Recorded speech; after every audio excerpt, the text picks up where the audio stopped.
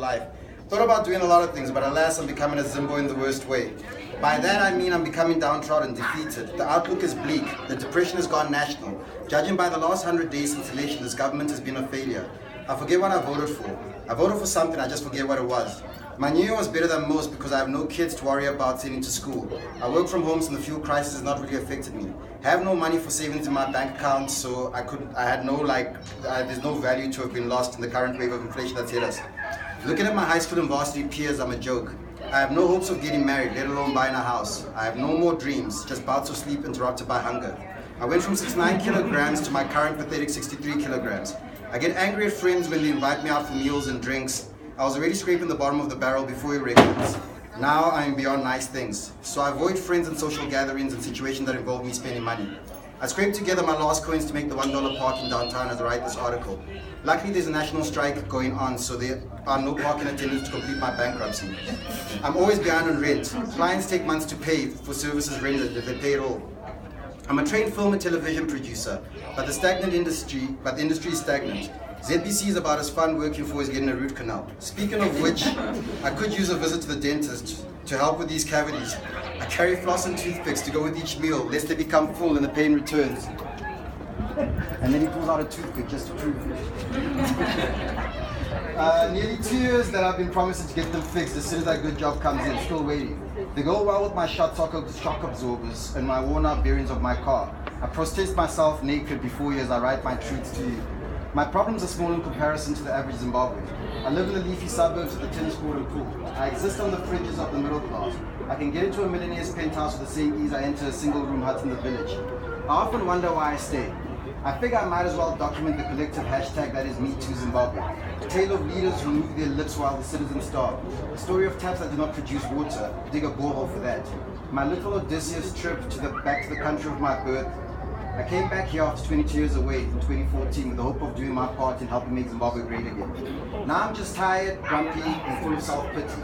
Sad over the lover who left me to a country I could not follow. Sad over the apartment that I couldn't afford, that has seen me bounce from shared living space to shared living space. Crippled by a fear of actually having a medical emergency to go with my rotten mouth that I will not be able to fix. The women are very materialistic. I do not judge them.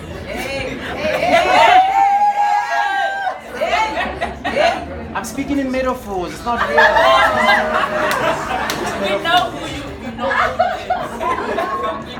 I am 32 years old and I cannot even afford a weave for my potential babe.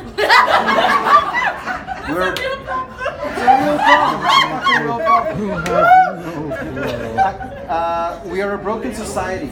Just sit next to any foreigner while he's on Tinder and you will see the desperation of my generation as he swipes left over and over again at my sisters.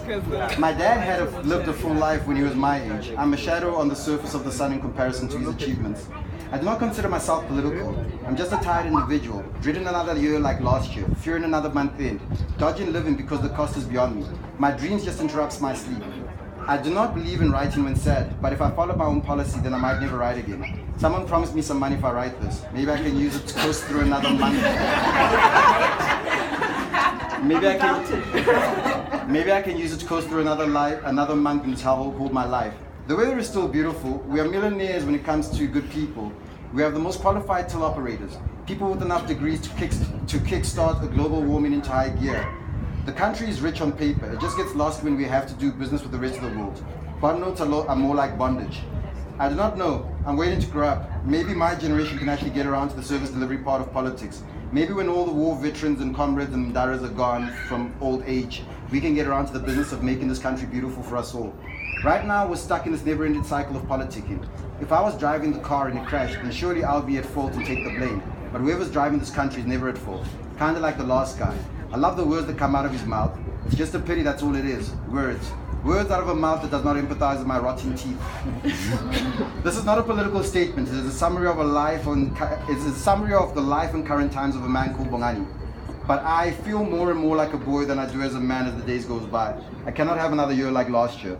Please try to look me up, hire me. I am good at my job. Help me survive another year. Zimbabwe is open for business, or so I've heard. And then it ended there. I said, this is the end. I take this depressing drivel to Val and Marcus. my curators for feedback. They start off with the standard, it's good, which always leads to a but. They want me to get to 2,000 words, and they tell me my current word count is 1,000 words. This kind of annoys me. Sometimes a story is 1,000 words and that's that. Extending it for the sake of extending it will kill the ebb and flow. Besides, I cannot unload more of my misery on the world. I take myself back to the studio at the other side of the first floor gallery and try to write some more to meet my brief requirements. Marcus says I should include stories about my photography, so whoever reads this knows about it. I write the other 1,000 words about my photography, but feel like vomiting when I read the rubbish I touch. Sounds like a job interview. Now I am forcing the art, and it does not feel natural. I put my phone on the charger, grab my backpack and camera, and tell them I am going for a walk to find inspiration. This happened during the national shutdown, the 3 days of the national shutdown. Just to give you a bit of context. Monday. Yeah, the Monday, the first day of the shutdown. The national shutdown and lack of people on the streets should inspire me enough to find the rest of my story. They encourage me to be careful. There is a heavy police presence on the streets, and journalists and media people have been warned to stay away. Apparently there are orders to destroy any camera, gear and equipment found on the streets. Nice, this sparks me. I'll be the only guy documenting what's happening on the street. And what better way to lose my gear than in the pursuit of art and a good picture? Be safe, they say, and with those words I'm off. As I come down the stairs and walk towards the Karigamombe Center towards Union, Kwamenkrinya Avenue Street, I see my first potential good picture. In the reflection of one of the shop windows, I can see about a dozen policemen dressed in riot gear. I can get the shot without being seen, but I choose not to. If I get caught, they go through my images. That is a guaranteed BT, broken camera, and jail visit. I need to move around first and get a lay of the land. So I exit the building and turn left and head up Union Avenue towards 4th Street, which is always a hub of activity. The biggest taxi rank is located there, and there's always a bunch of people around there. The city is a ghost town. For every 2 civilians I see, there is a cop. And there are not that many people on the street. I pass the Ambassador Hotel, and here there's a bunch of soldiers. I have not yet had the opportunity to take a picture yet. A car alarm goes off, and I realize the soldiers are just as edged as I am. I cross the street and take a narrow path between buildings that leads towards Nelson Mandela Avenue. This will take me past Club Eclipse, that place that pops off and is supposedly owned by Mugabe's kids. A female cop walks towards me, chatting on her cell phone. As she gets closer, I overhear a conversation to whoever she is on the other side of the line. I'm safe, I'm leaving the city soon, and I should be home. That makes me smile. She's just as nervous as I am. She's a human underneath that cop outfit. I begin to walk with a bit more of a bounce to my step. This is my Harare, and I shall fear no man. If I get arrested, cool. My story will be that much more interesting. If my gear gets destroyed, cool. I can create a crowdfunding page and probably get a better camera. I have a good memory, and my writing skills are my weapon against my would-be oppressor. The streets are dead, not a vendor in sight. On a normal day, you get hounded and harassed by desperate unemployed citizens trying to make a quick buck. I make it to 4th Street bus terminal. As I walk through there is a bit of activity. Maybe about 5 combis in a place that normally houses hundreds of vehicles and sees thousands of commuters. There is barely 30 people in the whole taxi rank. I pass 2 somewhat inebriated gentlemen who shout, "We survived it, the Zim apocalypse." This makes all of us laugh while within earshot. On that note, I start snapping pics. I get my settings right, leave my lens cap off and click. I'm a ninja, done in under 10 seconds, and the camera's safe in the back of my backpack.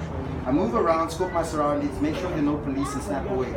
I walk towards the Nichols Hotel, the Eastgate Shopping Center, up Sam and Juma Street towards Zim Papers. All the while snapping away like a turtle snaps. I see 2 soldiers walking towards me and worry about if they saw me taking my pictures. They walk past me involved in their own stories. I turn onto George Lindika Avenue and head towards 1st Street. There is a heavy police presence there. I count at least 30 cops milling around together dressed for war. I walk right into their midst, right through them as they chat and eat beans from a can. They seem relieved to not have to deal with protesters. They ignore me. I'm loving life. I'm getting beautiful shots of deserted streets. I go past the post office, head towards Joiner City Building, which like Eastgate is on lockdown.